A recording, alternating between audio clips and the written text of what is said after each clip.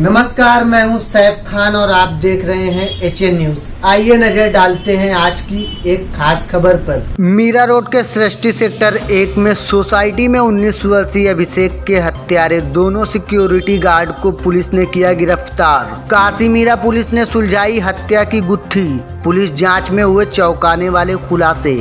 पिछले कुछ दिनों पूर्व काशी मीरा की सृष्टि सेक्टर 1 नामक सोसाइटी में एक 19 वर्षीय युवक जिसका नाम अभिषेक सिंह था को बिल्डिंग के 2 सिक्योरिटी गार्ड ने पेट में चाकू से वार कर मौत के घाट उतार दिया था। जिस मामले में काशी मीरा पुलिस ने मामले का खुलासा करते हुए दोनों आरोपियों को पकड़कर अदालत में पेश कर दिया है। अदालत ने दोनों आरोपियों को 8 तारीख तक पुलिस हिरासत में भेजा है। इस मामले की गुत्थी तो पुलिस ने सुलझा दी, लेकिन मामले में जो खुलासे हुए वह बेहद चौंकाने वाले हैं। दरअसल काशी मीरा पुलिस अधिकारी के अनुसार हत्या का मुख्य आरोपी एक आदतन अपराधी निकला, जिसके खिलाफ पहले भी मर्डर की कोशिश का मामला दर्ज था। वह आरोपी बगैर किसी दस्तावेज के अपनी पहचान छिपाकर सोसाइटी में रह रहा था। आज के समय में जहां हर क्षेत्र में काम करने वाले लोगों का डेटा लिया जाकर काम दिया जाता है, लेकिन इस सोसाइटी ने लापरवाही बरतते हुए बिना दस्तावेज के ही एक अपराधी को नौकरी पर रख दिया। आगे सुनिए काशी मीरा पुलिस अधिकारी का बयान। सर, कुछ रोज पहले काशी मीरा परिसर के सृष्टि इमारत में एक नौजवान की मृत्यु हुई थी। चाकू घोंपकर उसकी हत्या कर दी गई थी। इस मामले में पुलिस ने अब तक किस प्रकार की कार्रवाई की है, कितने आरोपियों को पकड़ा है? इसमें वहाँ के जो 2 सिक्योरिटी गार्ड थे उनका और वो जो वही सोसाइटी में रहने वाला लड़का, उनका कुछ आपस में झगड़ा हो रहा था। वो भी रात को थोड़ा लेट वेट आता था, तो उसकी वजह से उनसे दोनों में अनबन थी। तो जिस दिन इंसिडेंस हुआ उस दिन वो लड़का रात को 12:15 के आसपास वो सोसाइटी में आता है और फिर वापस जाके सिक्योरिटी केबिन के उधर जाके वो बैठता है। तो वहाँ जो सिक्योरिटी गार्ड थे दोनों, उसमें से जो अमित तिवारी करके जो सिक्योरिटी का नाम बताया जाता था, उसने सीधा उसके ऊपर चाकू से हमला कर दिया और एक चेस्ट में और फिर पेट में ऐसा चाकू डाल दिया। तो उसका जो सब कुछ वो बाहर निकलने आया था, तो भाग रहा था, तो उधर जाके वो गिर गया। तो सोसाइटी के लोग जैसे नीचे आ गए, तब तक ये दोनों भी सिक्योरिटी गार्ड थे, वहाँ से वो भाग गए थे। उसमें से एक पहला जो गार्ड था उसको 3-4 दिन के बाद सुभाष पांडे को हमने क्राइम ब्रांच के मदद से अरेस्ट किया था। उसको अरेस्ट करके उसकी कस्टडी में था। तो उसके इंट्रोगेशन से इसका जो दूसरा सिक्योरिटी गार्ड था उसका कोई डिटेल्स सिक्योरिटी एजेंसी पास भी नहीं था और सोसाइटी के पास भी नहीं था। तो उसका नाम अमित तिवारी बताया गया है FIR में, लेकिन उसका कोई मोबाइल नंबर नहीं था, कुछ भी नहीं था।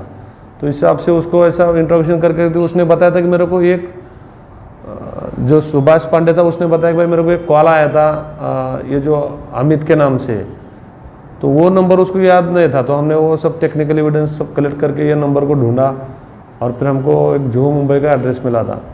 उस हिसाब से हमने वो टीम भेज दी और वहाँ ये इधर से नौकरी छोड़ के फिर उधर काम पे लग गया था।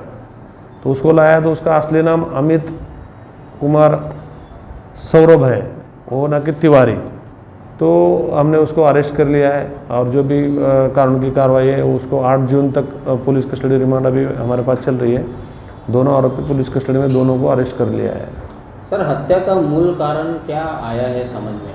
सर कि ये जो अब तक हत्या की इससे जानकारी होता है कि भाई इससे छोटा मोटा झगड़ा होता था ये लड़के का और ये सिक्योरिटी गार्ड लोगों का। तो उस दिन उसका कहना है कि आरोपी का है कि भाई मुझे मारने के लिए वो कोई लड़के लोग ले आने वाला था। तो उसने दूसरे वॉचमैन ने इसको बताया कि तेरे को मारने के लिए लेके आया। तो वो चाकू लेके बैठा था और जैसा ही ये लड़का आया और गया फिर वापस आया, तो उधर बैठने के बाद उसको डाउट आया कि वो मुझे कुछ तो करेगा। तो उसने करने से पहले इसने उसके ऊपर हमला बोल दिया। जो भी रंजीत कुमार जो है सौरभ, वो 2005 में उसके खिलाफ जुहू पोस्ट में 307 का मतलब अटेम्प्ट टू मर्डर का ऑफेंस रजिस्टर था। उसको 7 साल की पनिशमेंट हुई है।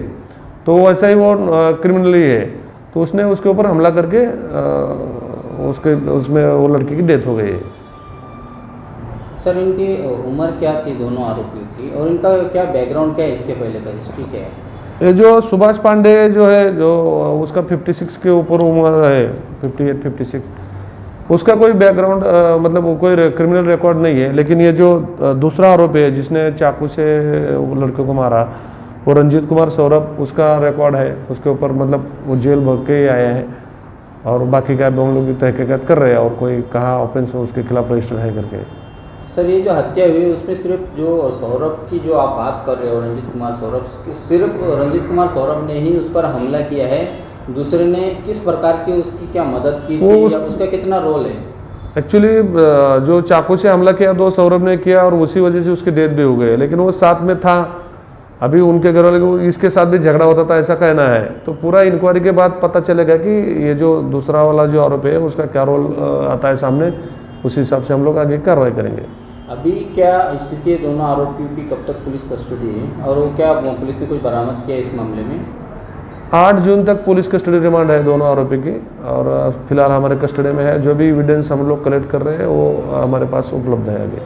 तो दोनों वॉचमैन का रिश्ता दोनों, हाँ, आपस में इनकी कोई जान पहचान कोई रिश्ते में है? ये जो सुभाष पांडे है वो बहुत दिन से इधर अपने मेराड में काम कर रहा है, लेकिन ये रंजीत कुमार सौरभ जो है जिसका नाम अमित तिवारी बताया है, वो अमित रंजीत कुमार सौरभ, तो वो अभी नया आया था 3-4 महीने पहले ही, और सिक्योरिटी के पास भी उसकी कोई जानकारी नहीं थी, ना सोसाइटी के पास कोई जानकारी है।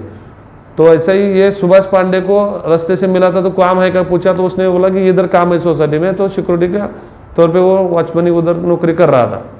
मतलब हम लोग इसी जरिए से सभी सोसाइटी को भी रिक्वेस्ट हम लोग करना चाहते हैं और सिक्योरिटी एजेंसी को भी रिक्वेस्ट करना चाहिए।